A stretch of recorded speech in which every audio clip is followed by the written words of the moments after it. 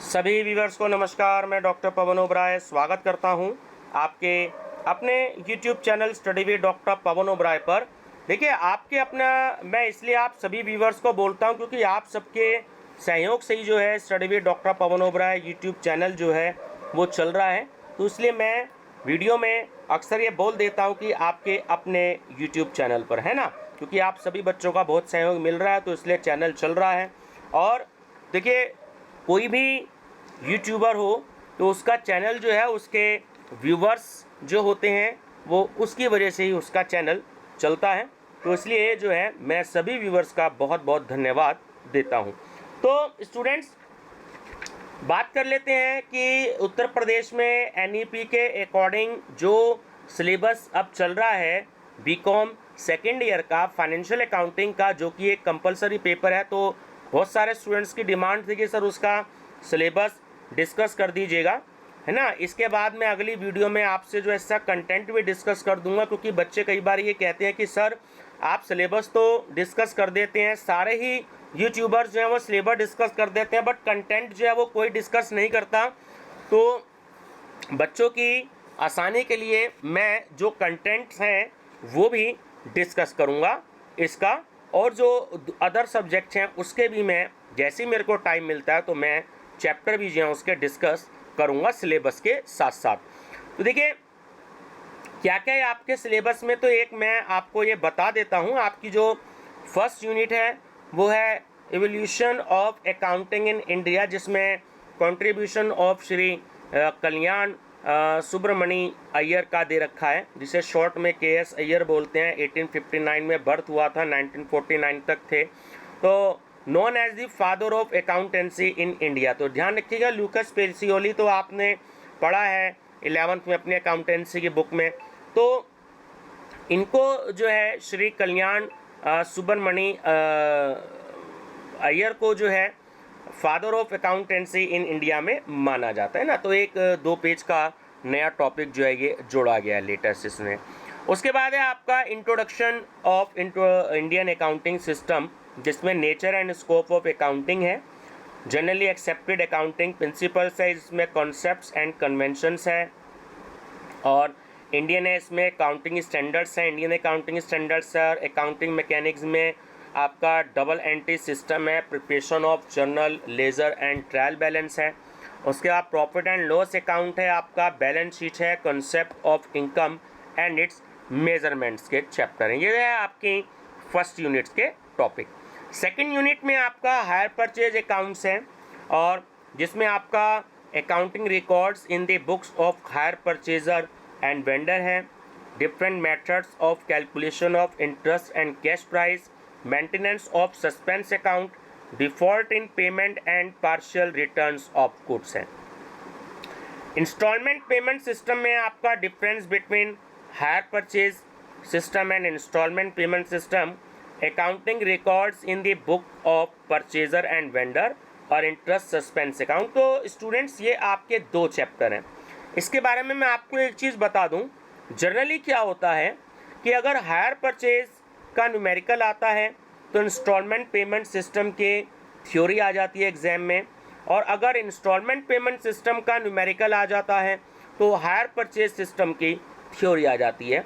करने आपको दोनों ही चैप्टर हैं, तो इस बात का आप ध्यान रखिएगा। अधिकतर मैं कह रहा हूँ 95% केसेस में जितने भी यूनिवर्सिटीज़ में पेपर बनता है तो वो लोग यही करते हैं, हायर परचेज में से न्यूमेरिकल दिया तो इंस्टॉलमेंट पेमेंट सिस्टम में से थ्योरी, और इंस्टॉलमेंट पेमेंट सिस्टम में से न्यूमेरिकल दिया तो हायर परचेज अकाउंट्स में से आपकी थ्योरी आ जाती है। तो ये दोनों ही चैप्टर आपको करने हैं, बड़े इंपॉर्टेंट हैं। और जनरल एंट्री मेनली इसमें आती है, तो जो आपका लॉन्ग क्वेश्चन आता है तो उसमें दोनों चैप्टर्स की जो है आप जनरल एंट्री तैयार कर लीजिएगा। चलिए, नेक्स्ट है आपका थर्ड यूनिट, जिसमें आपका है departmental accounts, meaning, objects and importance, advantage, methods of departmental accounts, final account of non corporate departmental business, और एलोकेशन ऑफ इनडायरेक्ट एक्सपेंसेस। तो ये आपका एक चैप्टर हो गया आपका डिपार्टमेंटल अकाउंट्स का। नेक्स्ट चैप्टर है आपका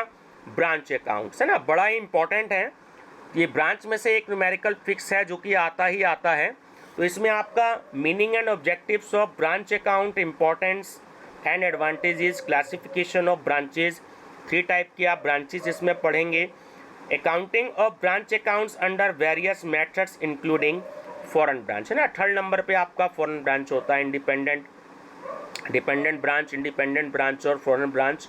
तो आप तीनों जो है इसमें स्टडी करेंगे ब्रांच की, ठीक है। बहुत अच्छा और इंटरेस्टिंग चैप्टर है, इजी भी चैप्टर है, बहुत ज़्यादा टफ नहीं है। उसके बाद है आपका रॉयल्टी अकाउंट्स। इसमें है आपका accounting records for royalty in the books of landlords and lessee, recoupment of short working sub lease, short working reserve accounts, नजराना। और उसके बाद आपका चैप्टर है इंसॉल्वेंसी अकाउंट्स। देखिए रॉयल्टी अकाउंट्स इजी चैप्टर है। इंसॉल्वेंसी अकाउंट जो कि सिलेबस में आपके सिर्फ और सिर्फ फॉर इंडिविजुअल और सोल ट्रेड ओनली दे रहा है, जिसमें मेन प्रोविजन ऑफ IBC 2016 के अकॉर्डिंग है और preparation of accounts under latest provisions, है ना। तो इंसॉल्वेंसी का जो चैप्टर है वो थोड़ा सा टफ होता है, तो मैं अक्सर स्टूडेंट्स को ये थोड़ा सा सजेशन देता हूँ कि आप जो हैं इंसॉल्वेंसी के चैप्टर की प्रैक्टिस जो है वो सबसे लास्ट में करें, क्योंकि इसमें टाइम कंज्यूमिंग ज़्यादा होता है। और अगर एग्ज़ाम में इसका न्यूमेरिकल वैसे जनरली तो 100% आता ही है, अगर जब तक कॉन्फिडेंस ना हो तो इसका आप न्यूमेरिकल ना करें। इससे बेटर ये है कि आप थ्योरी कर दें, है ना, क्योंकि थोड़ा सा टफ न्यूमेरिकल आ जाता है इसमें। और लास्ट चैप्टर आपका इंश्योरेंस क्लेम्स का है ना, computation of claim under loss of stock policy and loss of profit policy. तो ये देखिए एक चैप्टर है, तो कहीं कहीं पर वॉइस अकाउंट भी दे रखा है किसी किसी यूनिवर्सिटीज़ में, तो आप ध्यान रखिएगा। लेकिन CCS यूनिवर्सिटी मेरठ में जो है वो वॉइस अकाउंट नहीं है। तो ये मैंने सिलेबस आपसे डिस्कस किया है स्टूडेंट्स। तो मैं आपको एक चीज़ ये ज़रूर बता देना चाहता हूँ कि आप जो न्यूमेरिकल जनरली एग्ज़ाम में आता है, तो ये बात आपको ध्यान रखनी है कि डिपार्टमेंटल अकाउंट्स और ब्रांच अकाउंट्स में से लगभग एक न्यूमेरिकल आपको मिलेगा। हायर परचेज अकाउंट्स और इंस्टॉलमेंट पेमेंट सिस्टम में से आपको एक न्यूमेरिकल मिलेगा, ठीक है। उसके पहले हमने ये डिस्कस किया है आपका, तो इसमें जो फाइनल अकाउंट का चैप्टर है आपका, लगभग एक न्यूमेरिकल आपको इसमें से मिलेगा। तो ये आपके 3 न्यूमेरिकल्स आपके यहाँ तक हो गए।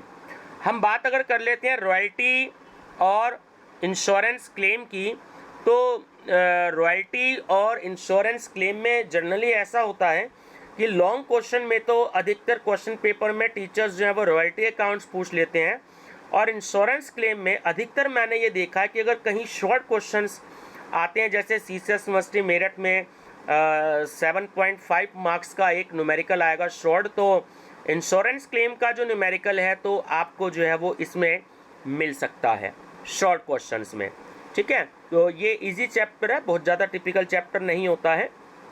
तो आपको हाँ इंसॉल्वेंसी अकाउंट्स का बिल्कुल फिक्स है कि न्यूमेरिकल आता ही आता है, इसलिए मैं बार बार आपको ये सजेशन दूंगा कि आप लोग जो अपनी प्रिपरेशन करें वो आप इंसॉल्वेंसी अकाउंट्स पे फोकस तो करिएगा, पर बहुत ज़्यादा टाइम आप इस चैप्टर में वेस्ट मत करिएगा।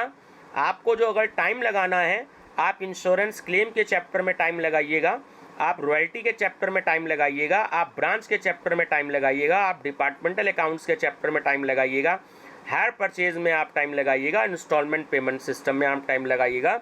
और आप क्योंकि कॉमर्स के स्टूडेंट्स हैं तो फाइनल अकाउंट के तो आपको बताने की ज़रूरत है नहीं, क्योंकि फाइनल अकाउंट तक जनरली बच्चे 11th में पढ़ चुके हैं। तो मैं आपको यही कहूँगा कि अगर आपके पास कोई भी यूपी बोर्ड के आप बच्चे हों, ICSE बोर्ड के हों, CBSE के बच्चे हों, अगर आपके पास 11th की भी अगर बुक रखी हुई है, तो आप इंट्रोडक्शन से लेकर के यानी जनरल एंट्री से लेकर के फाइनल अकाउंट तक की आप जो प्रैक्टिस है वो आप इससे कर सकते हैं अपनी 11th की बुक से, ठीक है।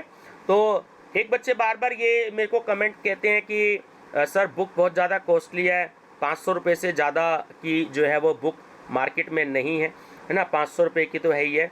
तो मैं कुछ PDF तैयार कर रहा हूँ, अगर मेरी PDF 2-4 दिन में तैयार हो जाती है तो मैं केवल 120 रुपये में जो है पूरी की पूरी ये जो बुक का सिलेबस है वो मैं आपको इसकी PDF दे दूँगा, ताकि आप लोग जो उसमें देखते हो कि 500 रुपये की कॉस्ट थोड़ी सी ज़्यादा है और 120 रुपये कॉस्ट जो है वो बहुत कम है।